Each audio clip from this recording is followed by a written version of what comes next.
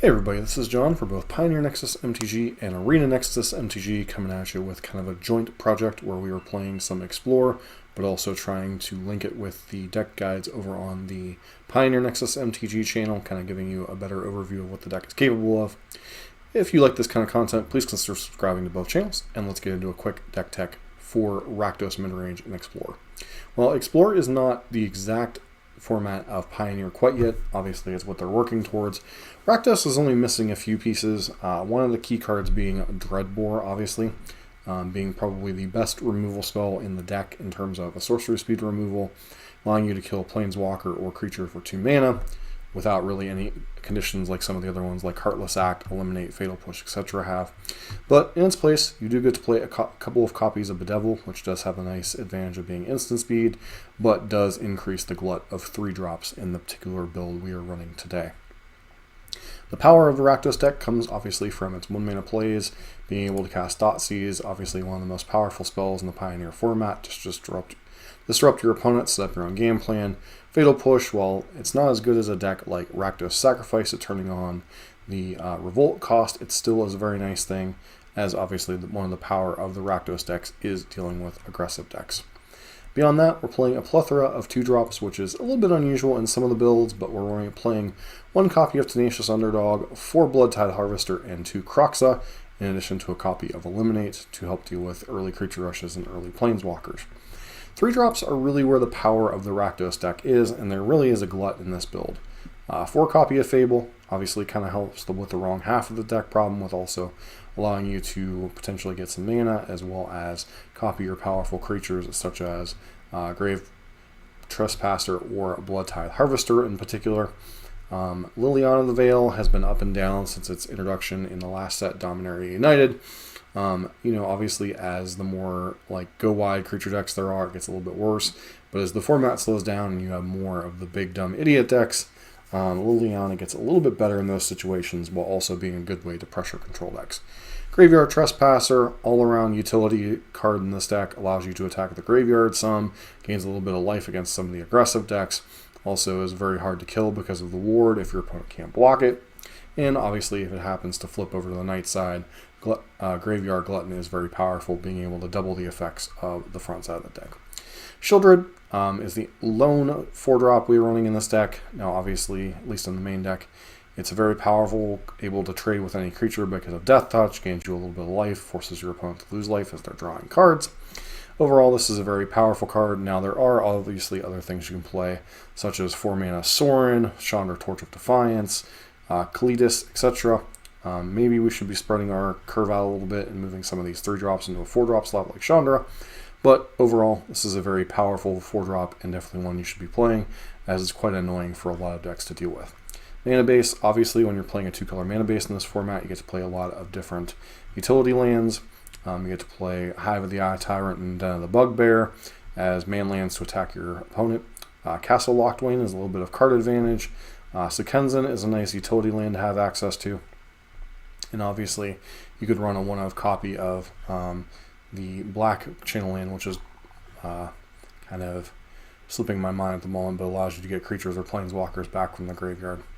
Sideboard, Duresses for control and combo. Obviously very good against into blue-white control, Esper control, against the go bigger versions of most of the mid-range decks. Allows you to take a key spell from 5-color Niv if you happen to run that, or the various Fires of Invention decks. While the Kroxa Fires isn't running quite as many non-creature spells, stealing their fires can be quite important.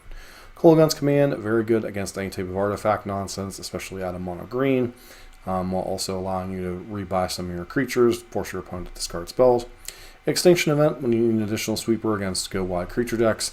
Kalidas, primarily here for creature decks such as humans, spirits, etc. Reckoner Bank Buster is one of the newer things that people have nagged to the deck for the grindy matchups. Unlicensed Hearse for any type of graveyard nonsense, both Izzet Phoenix and Mardu Abzan Greasefang. Hitsugu, and this one's a little bit interesting.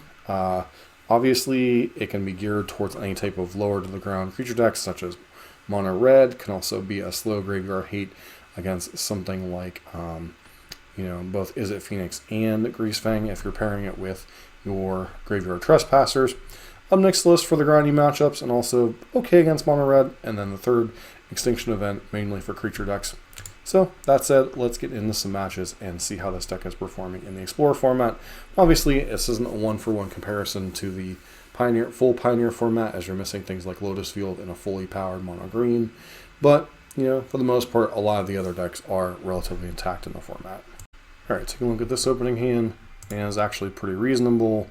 We have Thoughtseize into Bonecrusher into Fable or Bonecrusher, so pretty good against a lot of opponents.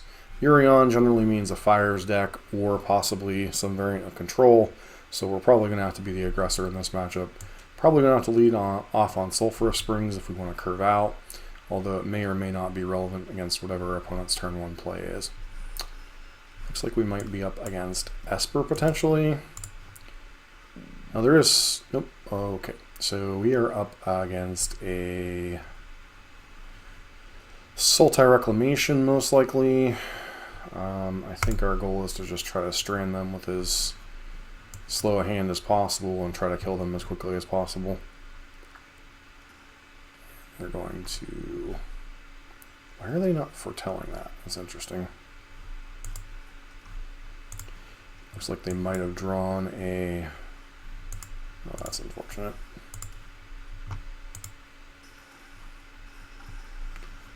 One of the downsides of a deck like Rakdos is we are a little bit slow against go over the top decks, especially if we don't have one of our 2-drops to threaten. Okay, our opponent is foretelling. One on Haunted Ridge. Guess we run out Fable. It'd be interesting to see what they blow up, if they're going to blow up the Fable itself or the token. It is destroy target non-permanent. That's what I thought. Yeah, one of the better ways to attack Rakdos is to go over the top of it. Okay. Looks like our opponent missed their land drop. So we're going to have access to 5 mana this turn. I think we need to go... Liliana is a great card, don't get me wrong. I think we're supposed to go this way. Liliana could potentially tax their hand.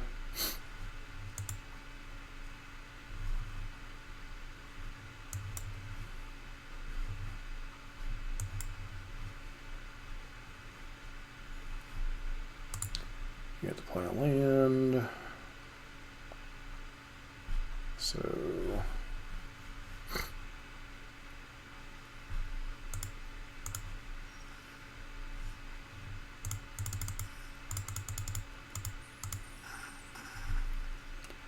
Okay, can I put enough pressure on the battlefield to kill them next turn while still playing around something like Extinction Event? I think we'll run Lily out here. Well, this doesn't contribute to killing them, obviously. It does pressure their resources a little bit. If they have... Yeah, binding's annoying.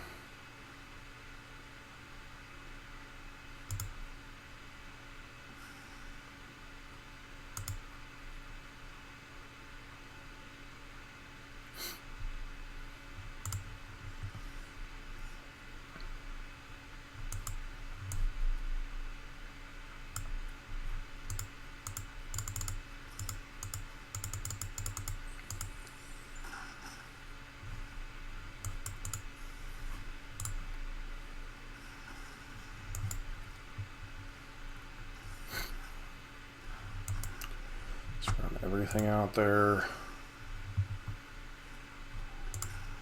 Plus Liliana.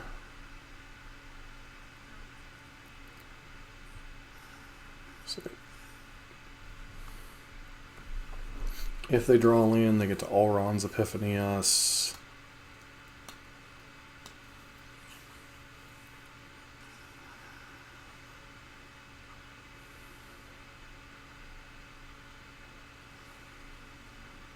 Like the answer is no, so they need like land into Extinction Event.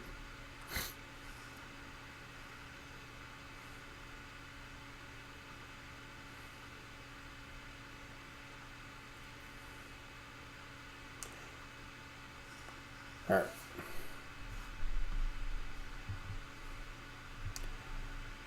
So we want to be the aggressors in this matchup. We probably want the duresses. It's kind of awkward, right? Because they're like a mid-range control deck like us, but they go over the top of what we're doing. So we really don't want to play too long of a grinding game against them, but we also don't want to. Sometimes they play like things like Narset and stuff, but I don't know that that's a reason to leave in a bunch of removal. I really feel like we have too many 3-drops in this deck. Now maybe a Bonecrusher Giant.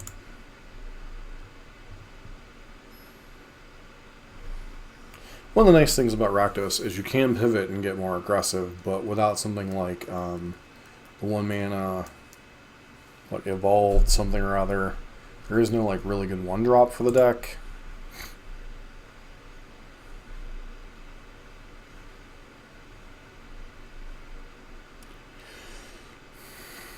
Once mulligan at least once.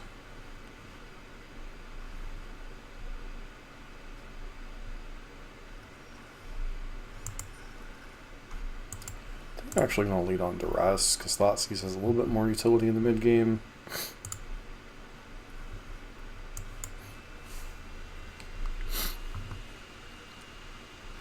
Oof. Seems like a bit of a misplay for our opponent.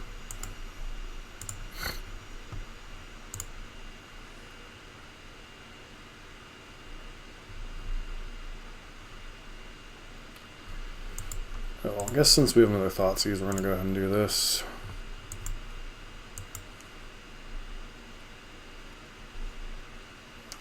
Really? That's a pretty good draw overall. Good old jokingly Thoughtseize bug.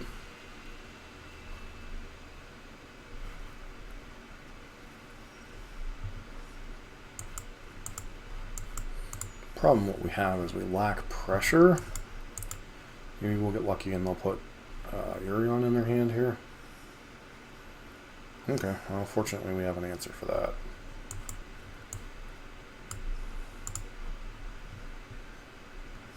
They've been drawing pretty good overall.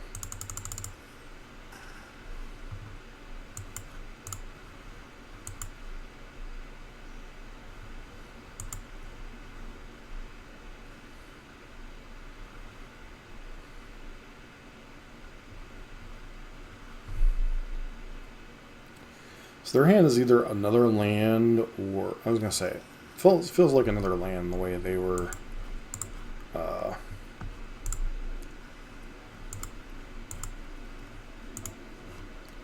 let's say that is 4 to activate, just wanted to make sure. Now it's who top decks better.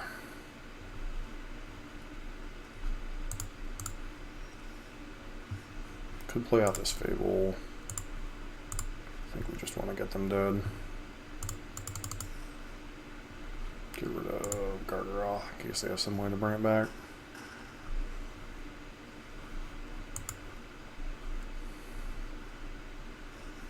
Alright, that's potentially scary.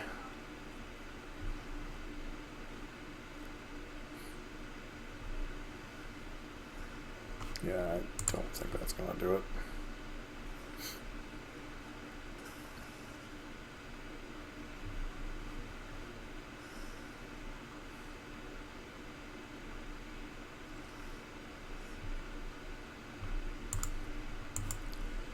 Go and Thoughtseize first.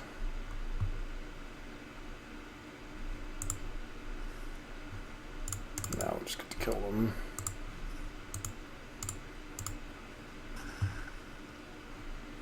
Kroxa is lethal. Alright. Nice to show what Rakdos is capable of against other kind of go over the top strategies. Alright, taking a look at this hand. Can't really keep a 6-land Graveyard Trespasser in hand. This hand's much better. Probably put back.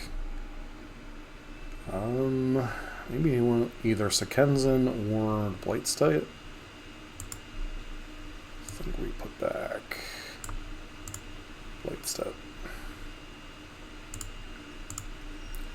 Okay, looks like we're up against another kind of, might be, oh, it's a Uragon deck. Okay, Incarnation, get rid of that crap out of here.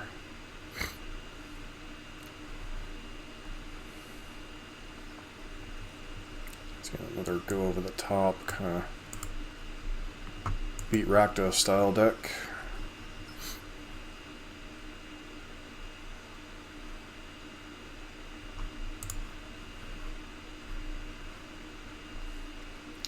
Opponent plays Omen of the Sea.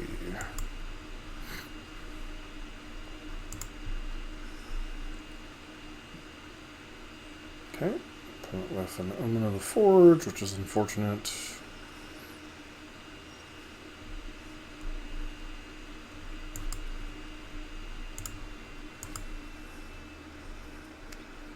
Question is, what are we pitching here? I feel like we might be pitching Fatal Push. And we'll probably pitch a land here.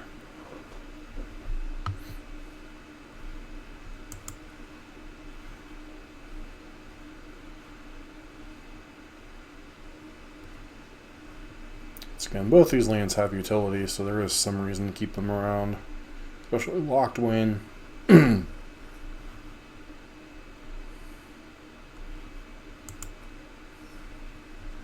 I'm just going to get out card advantaged here, unfortunately.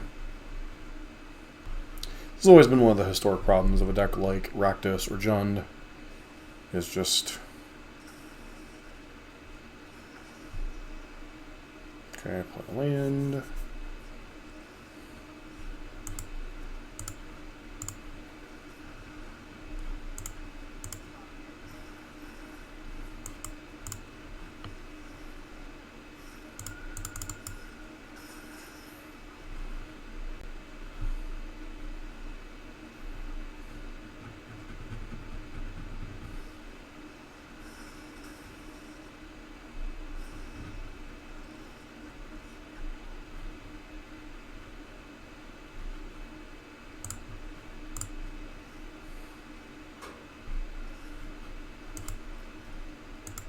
Alright, so basically what it is.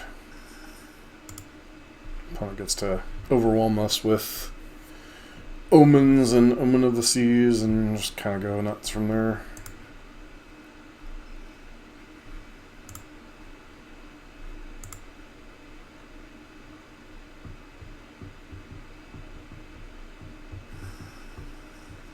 So why would you exile a line binding, but whatever.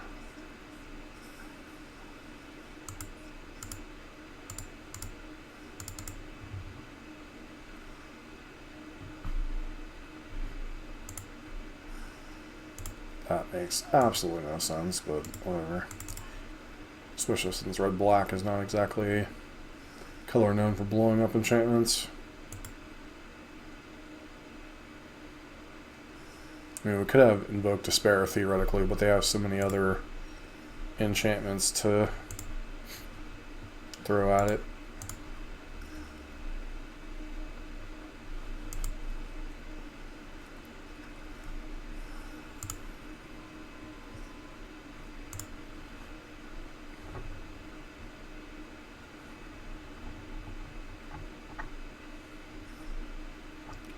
I'm feeling frisky enough to do that, so sweeper of some kind.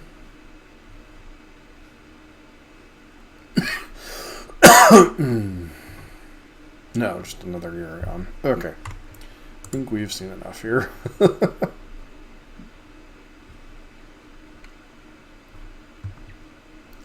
Alright, so once again, we kind of want the grindy stuff, but we also don't. These fatal pushes can mostly be gone. Probably leave Eliminate in because they tend to have like a lot of 3-drops to fetch with their omens and stuff. Maybe go down. that, go down a Trespasser, because they don't really do a ton of stuff with their graveyard. Like sometimes they have ways to rebuy things with some of the 3-mana creatures to rebuy things, but you don't generally do a lot with their graveyard, so. Their big thing is like exiling Leyline Binding for like an Agent of Treachery or a Titan of Industry. Like, we clearly have to be the aggressors. This hand is like, it's a reasonable hand. I think we keep it, but we really would like a discard spell or something. Like, we're not winning the mid-range game against them. We have to be the aggressor.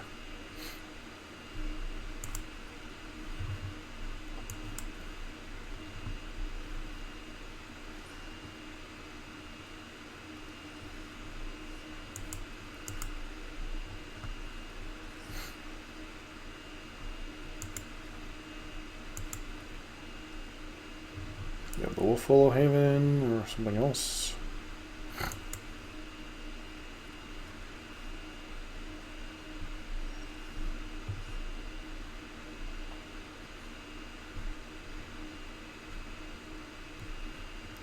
I think we go with Fable here. Like, obviously, Kroxa would be more short-term benefit. This has more long-term benefit.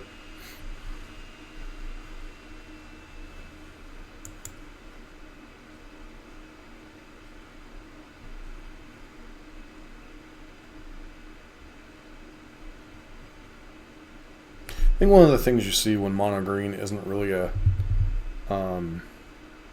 archetype played in a format like Explorer is you just get to see so many more interesting, like, kind of go over the top kind of things. So what is my game plan here? I think it's Bankbuster. Either Bankbuster land or Bankbuster nothing. I think we'll go with that.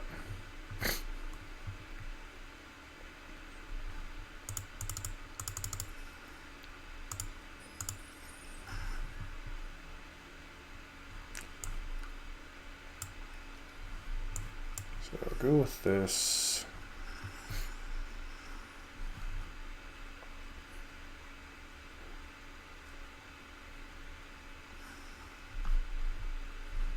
Interesting, that's one I played in the deck whenever I played it. So obviously we'll pitch the land.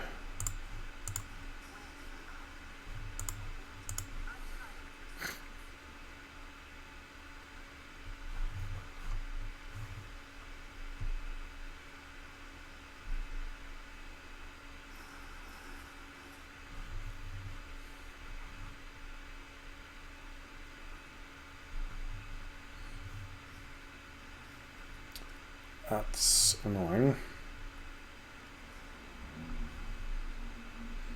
Curious what 3-mana creature they'll get. Maybe the one that exiles our graveyard.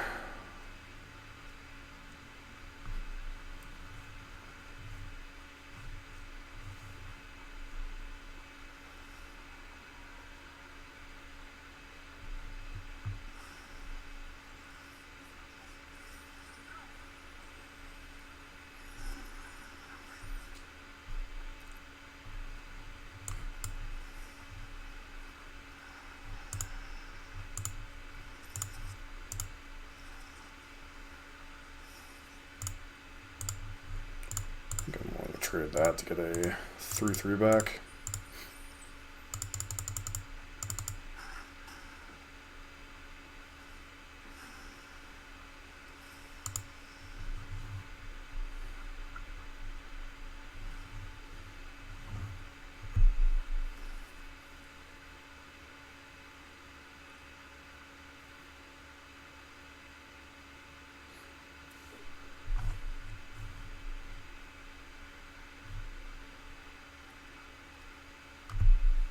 Okay. Wait. What? Okay, apparently you didn't have a land to hit.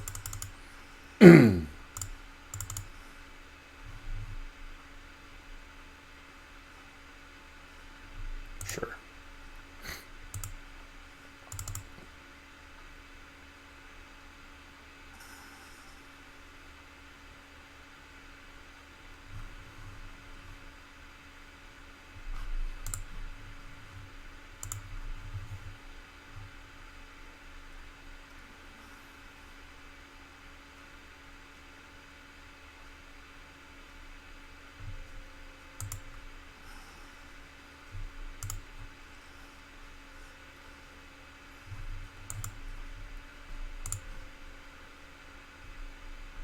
This card hands a land.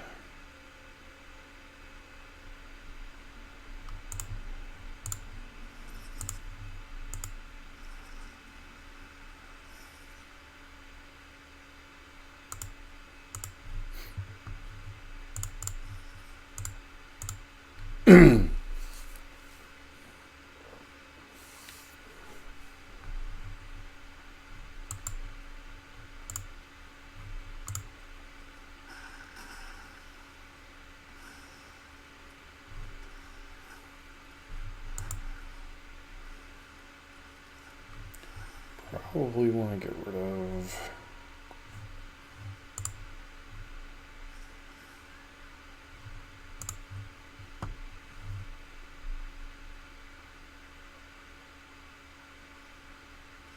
Mm-hmm.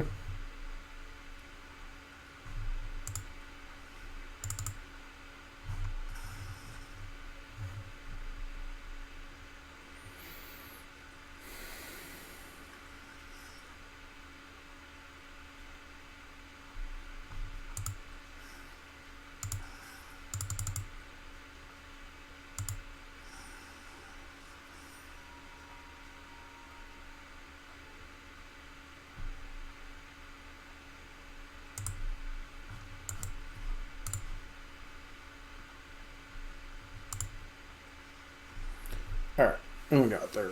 Nice.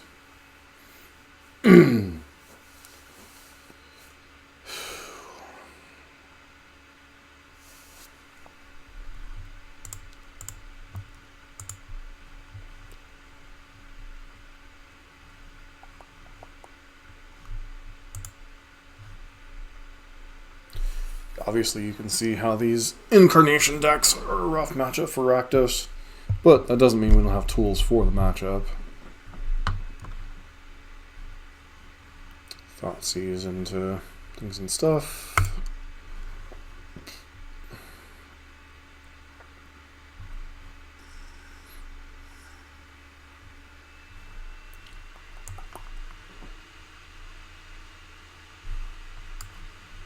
We just Thoughtseize on one.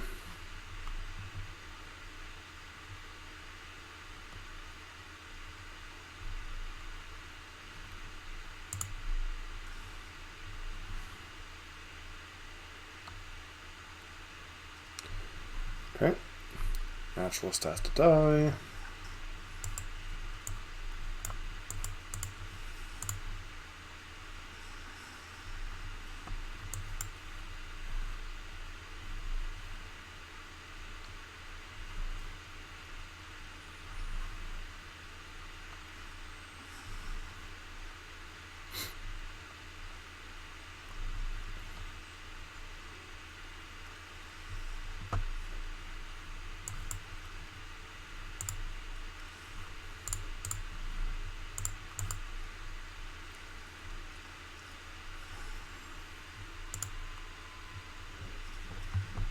Don't want that coming back.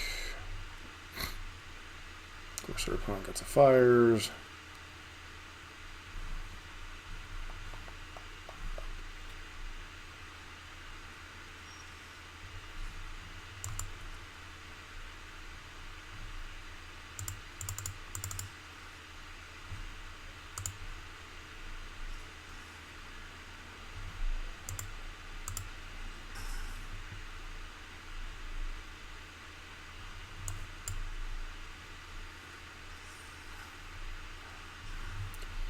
Possible, it's just supposed to be maximizing the pressure. Okay, land. Into Yorion. Oh, great. Oh, that's a heck of a top deck.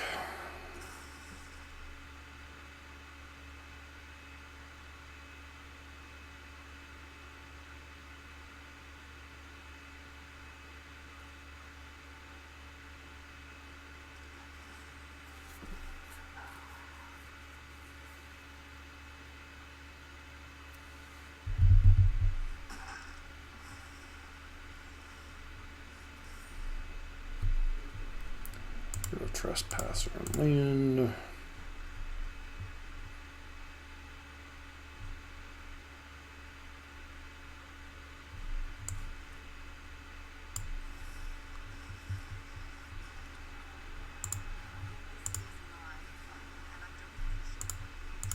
I'll probably pitch.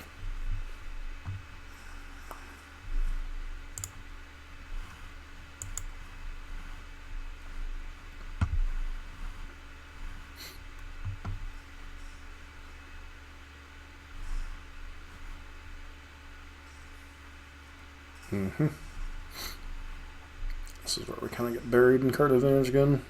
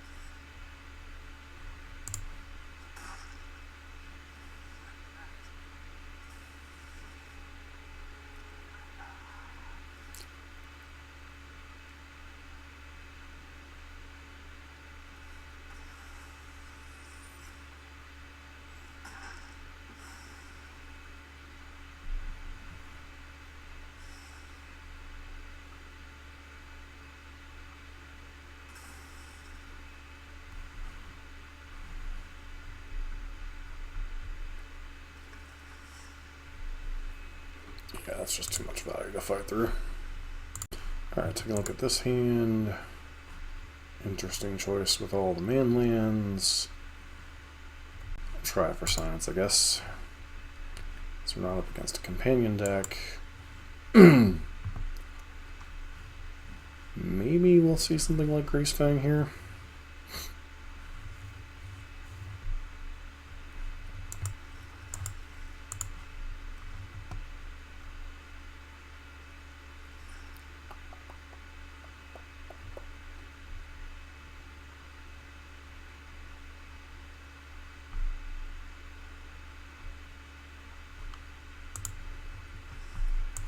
It is indeed Greasefang.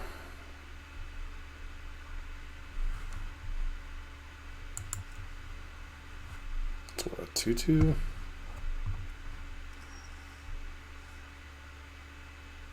They do draw Fatal Push or something.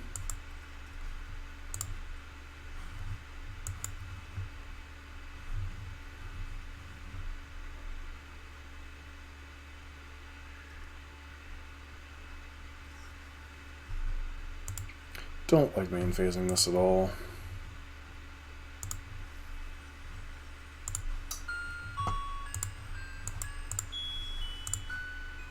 Because we have like a Graveyard Trespasser that's just like it's blown out so hard. We could like not play something, but without a way to trigger Revolt. If they have Greasefang, they have Greasefang. It's kind of whatever.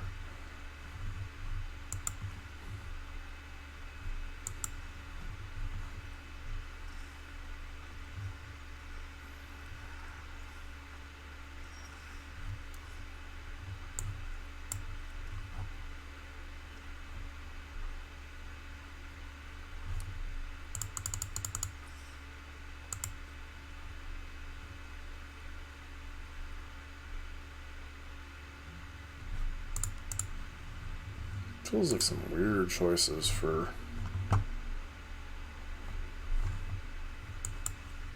Greasefang overall, though. Do you wish to block?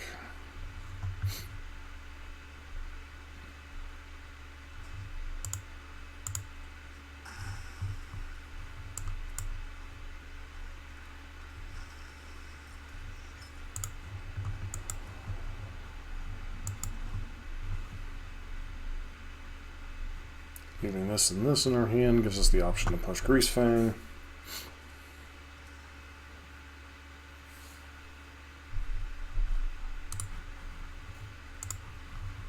Feels like they're gonna... Maybe an arc bow. Okay, we're just playing against some weird brew then.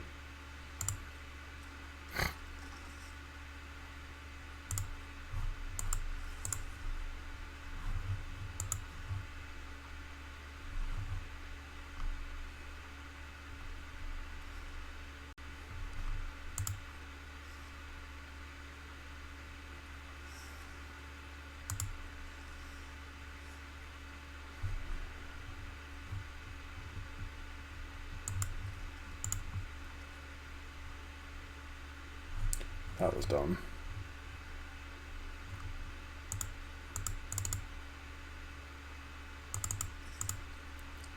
Should have put this in untap so I could fire up Hive with the Eye Tyrant.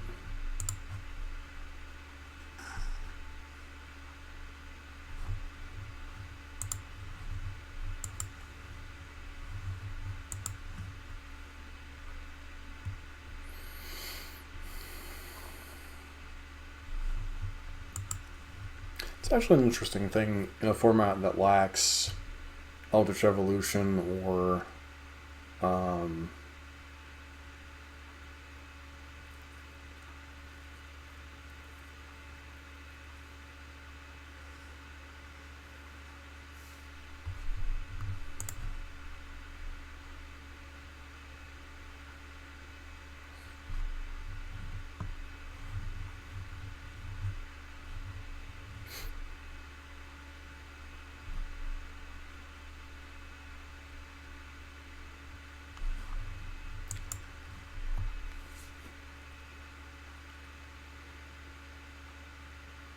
yeah, lacks Eldritch Evolution. Might not be a terrible card to have access to in a longer game. It's an artifact, right? Yeah.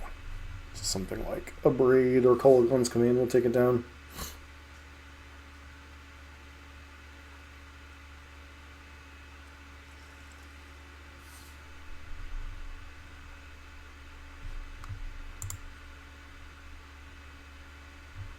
Oh, it just looks like they're on some weird brew.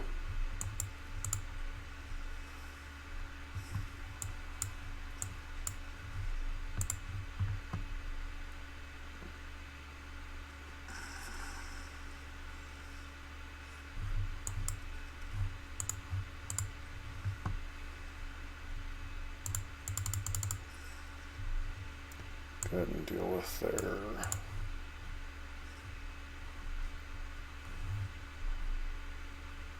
Can't block there. It's got Menace Friend.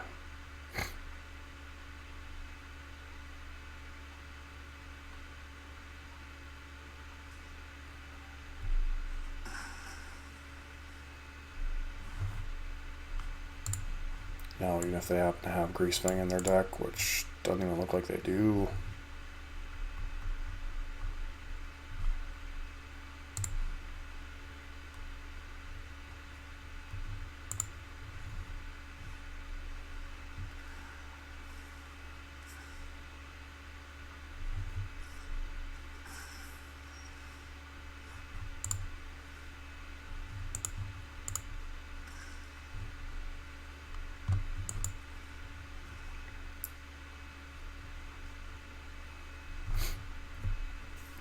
Stuff mana that they can't counter it. Probably should have actually left that in our hand.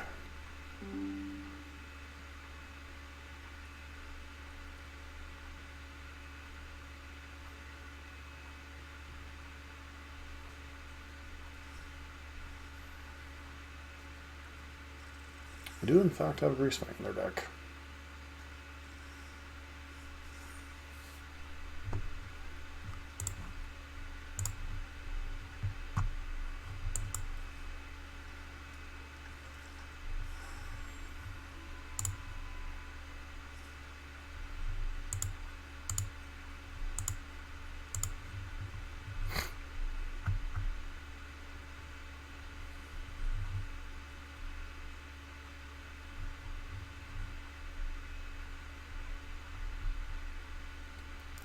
I don't dislike the idea of Arcbow Ranger.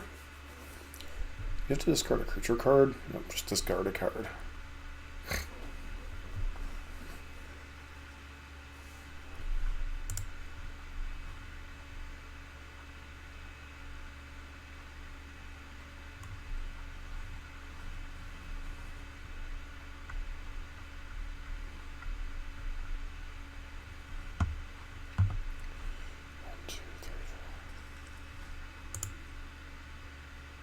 Yeah, that doesn't do anything.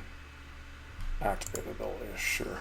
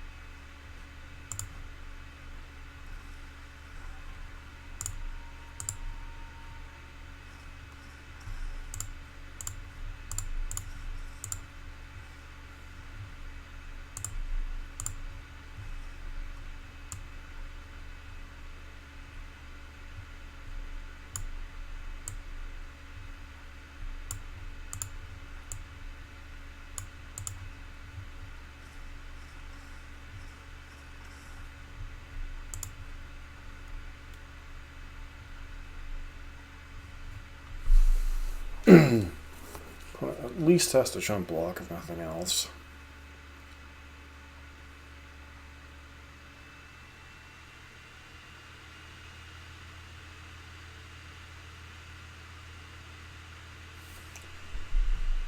That's interesting. Vivian Arcbow would allow you to pitch any vehicles you might draw, and then you can activate to dig for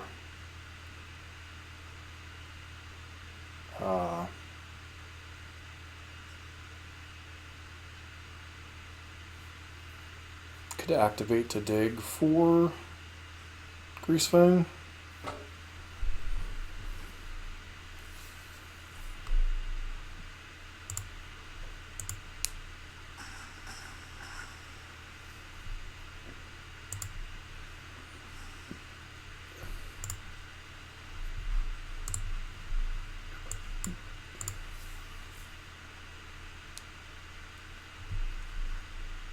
I would have been a little bit more patient, though. We would have been able to, or if I just would have shoved with everything.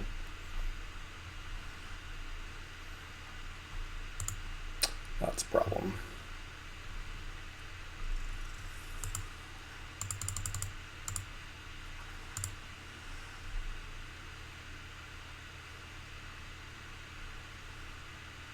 Mm-hmm.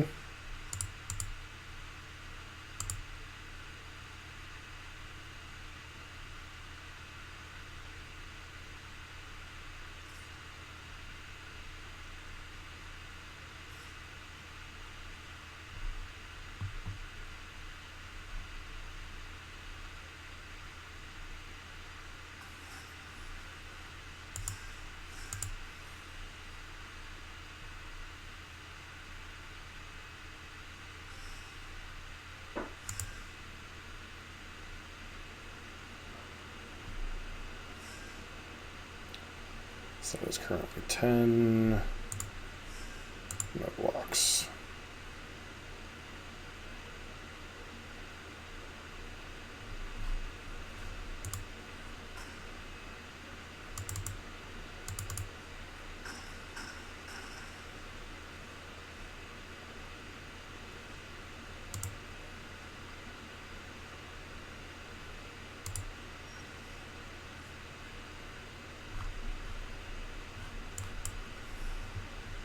Deck bails us out.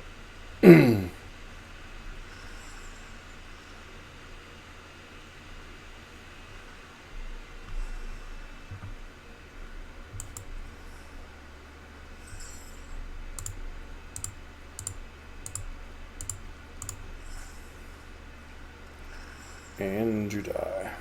Well, if we would have been more conservative with Reflection, we wouldn't have gotten hit by that. Arcbow Ranger is an interesting one, though. Graveyard Hearse. Cooldown's Command. Hitsugu.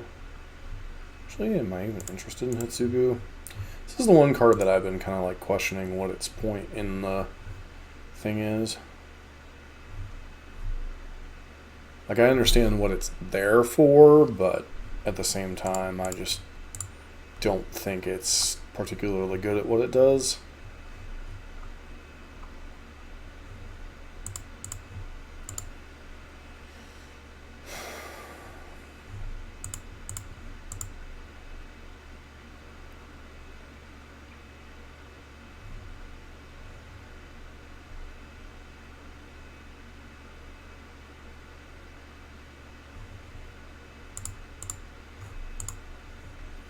Don't think Liliana is particularly good against any type of Greasefang deck.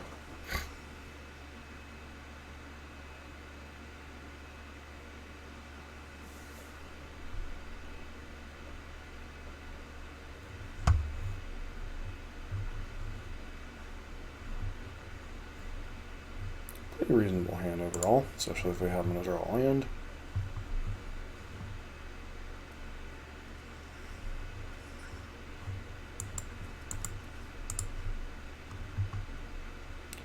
Okay, we see Mage's Attendant, can't stay away, Grizzly Salvage.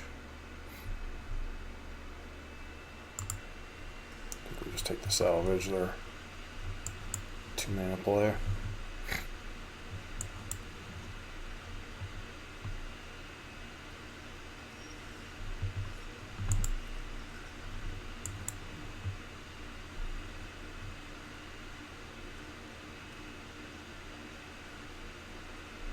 Still not quite sure what the point of this is. I mean, I guess it kind of protects things, but also really doesn't.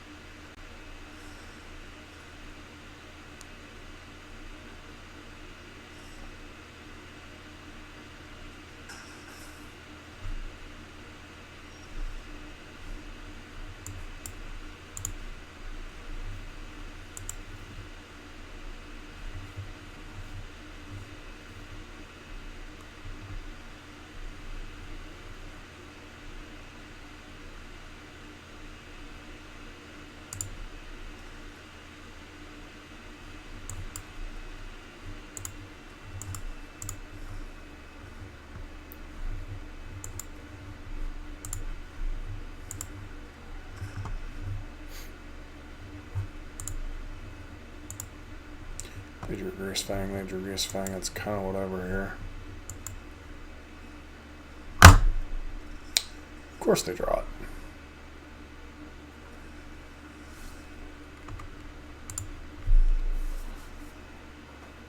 That's a heck of a top deck.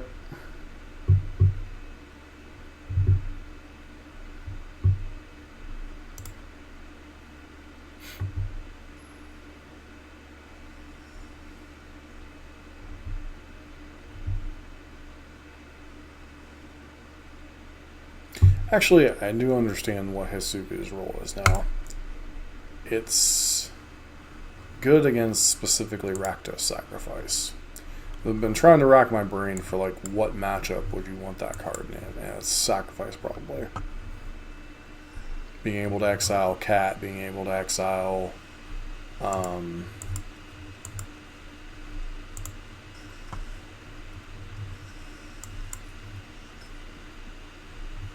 and all that stuff. So I was like, why is this card in my sideboard if it's not against Greasefang? Because it feels like it's too slow on the Greasefang matchup.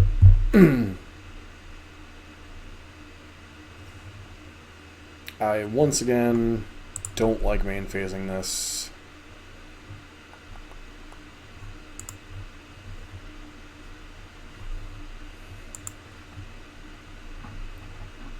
Like, if you're not looking for a land drop, there's no reason to main phase Grizzly Salvage.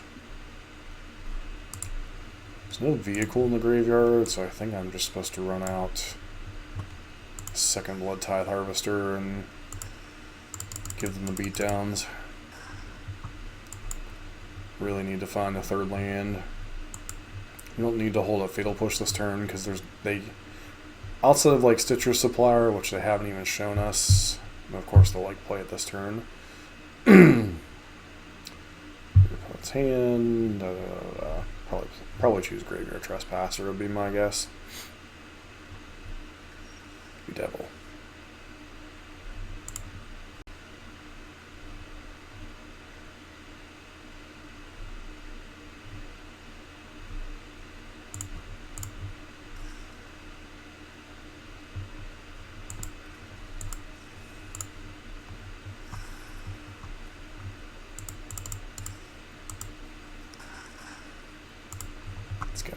Force them to get dead as quickly as possible.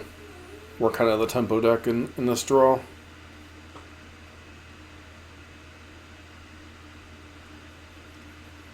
It could easily go, unfortunately, something like Grizzly Salvage into Can't Stay Away. Well, there's the salvage part of it.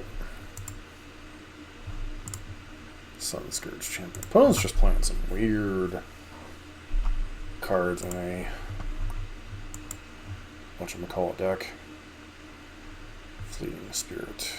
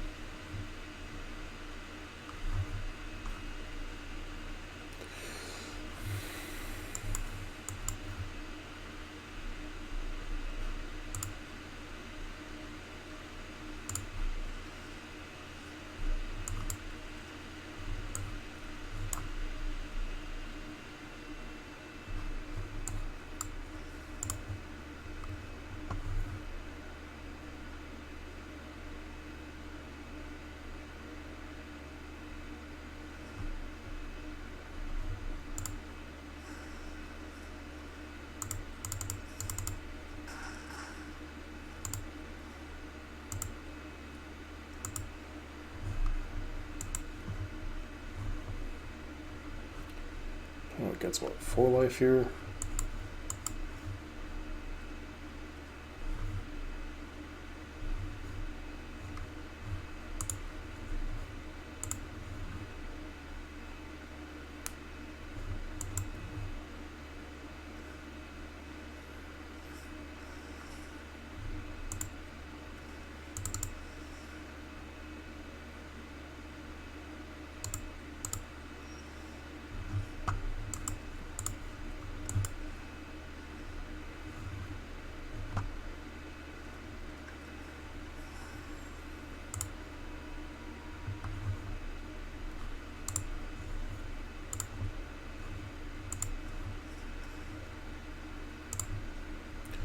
Reason to attack right now.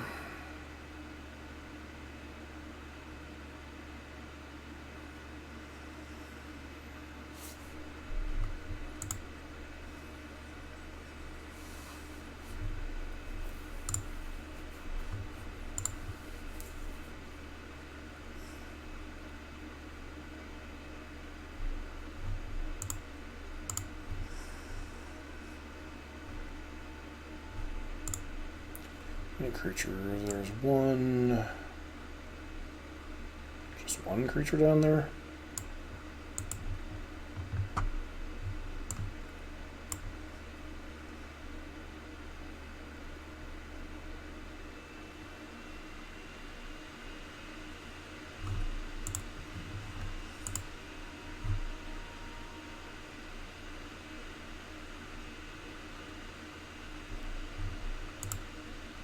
was definitely an FC.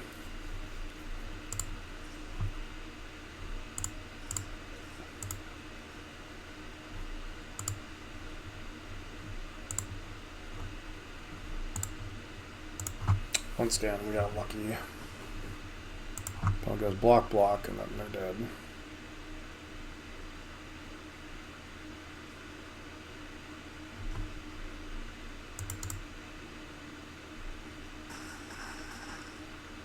Alright. We got a little bit lucky there to win against a unorthodox, but definitely some interesting cards for opponent's Greasefang deck. Alright, taking a look at what we've seen so far. I think I'm going to make some small changes to the deck. Shave a Liliana. Is it Liliana? I feel like it's maybe Fable and a Liliana, perhaps.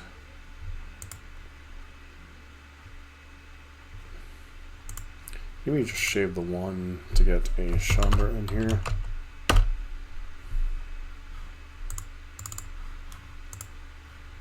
Chandra, Torch of Defiance.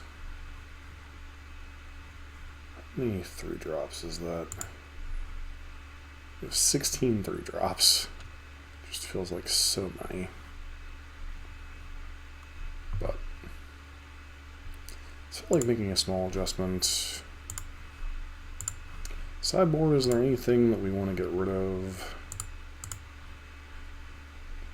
Everything seems reasonable now that we've realized what the Sugus is for. The rest of the thing I'll keep, and then we'll try one more match. Right, recording our final match for this particular video set. Opponent's waiting for their mulligan choice. We're up against another Yorion deck. His hand seems aggressive enough, so we'll keep it. Guess we just run Den out there. It doesn't really matter which one.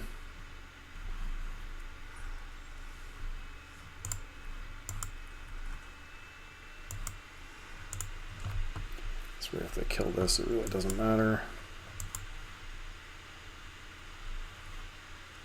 So blue-white X control.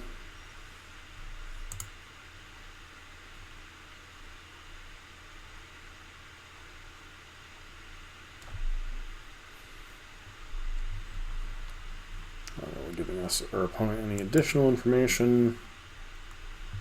If they tap out, obviously we can, sure, that's whatever. Probably not the best time to do that, but you know.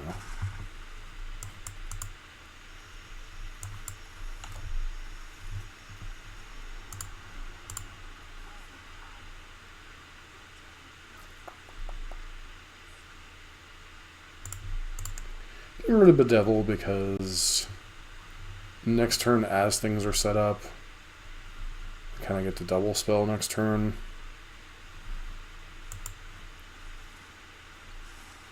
It's running a nurse set out there, which is like mildly annoying, especially if they hit like a verdict or something.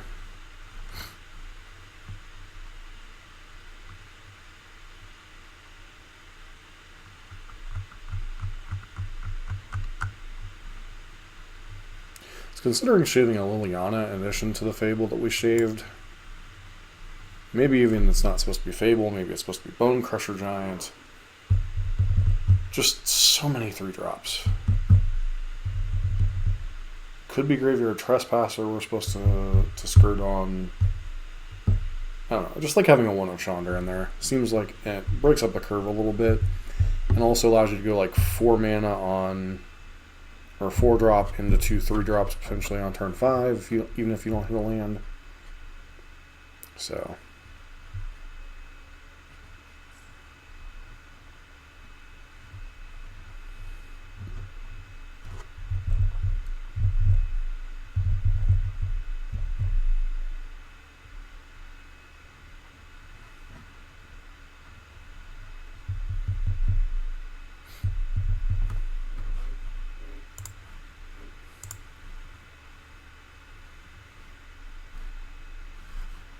Okay, it looks like they might be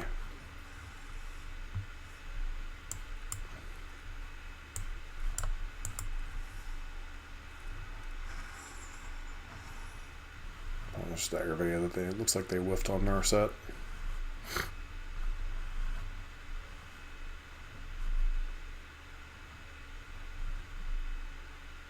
The Harvester will kill Narset and then discard the excess Liliana.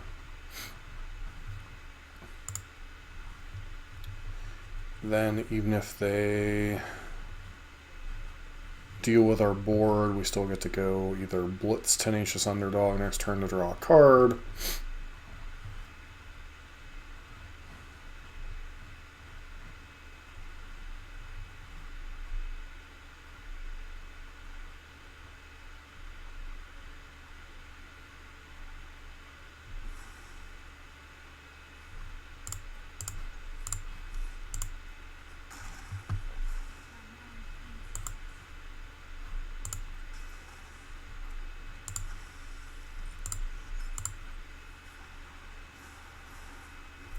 Pitches a Wandering Emperor. That's terrifying.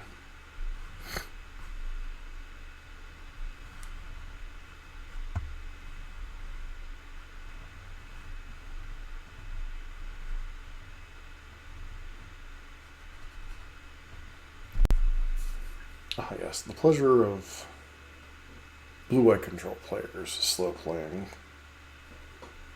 Like, I'm sorry, y'all are not Gabrielle Nassif. You don't need to take 20 minutes for your turns.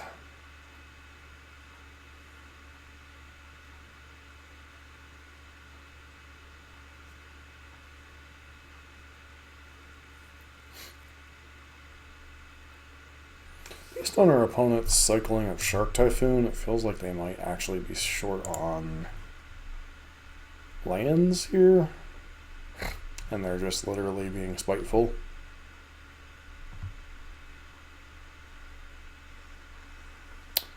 Looks like they were just being spiteful. Okay. Well, not much we can learn from that.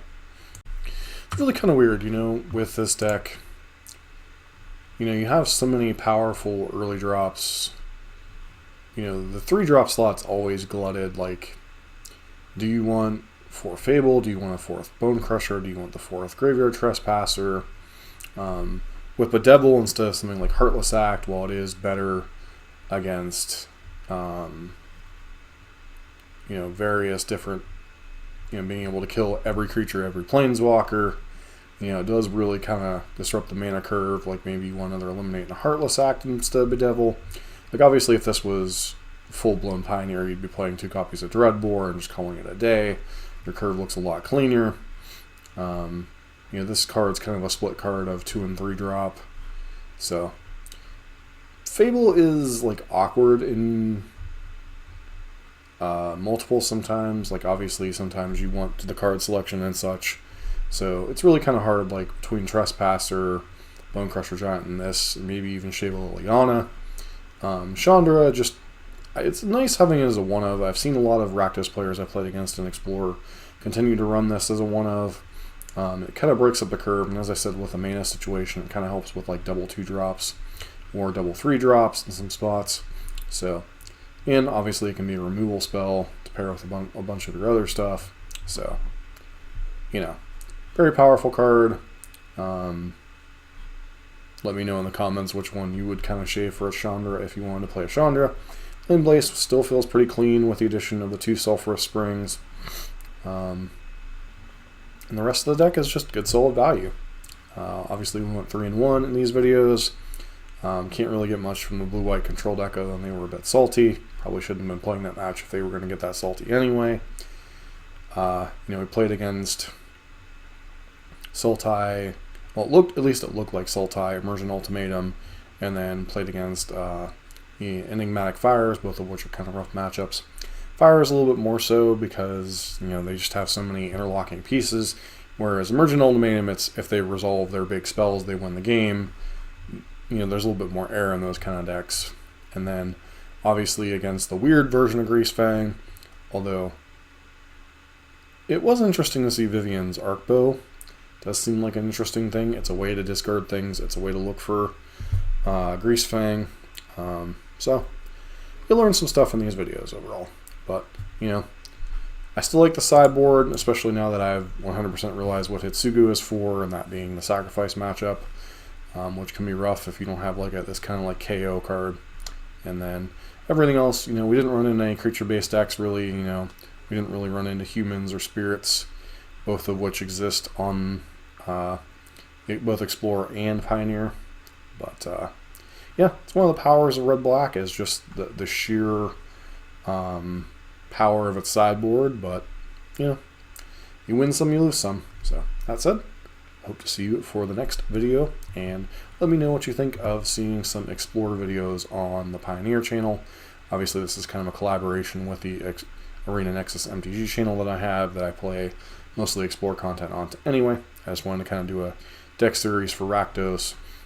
Next time we might work on some best of one content. We also might want to work on some like mulligans and stuff. Just various different things for guides for Rakdos for now, as it obviously is one of the top decks in the format. So that's it. This has been John for Pioneer Nexus MTG and Arena Nexus MTG.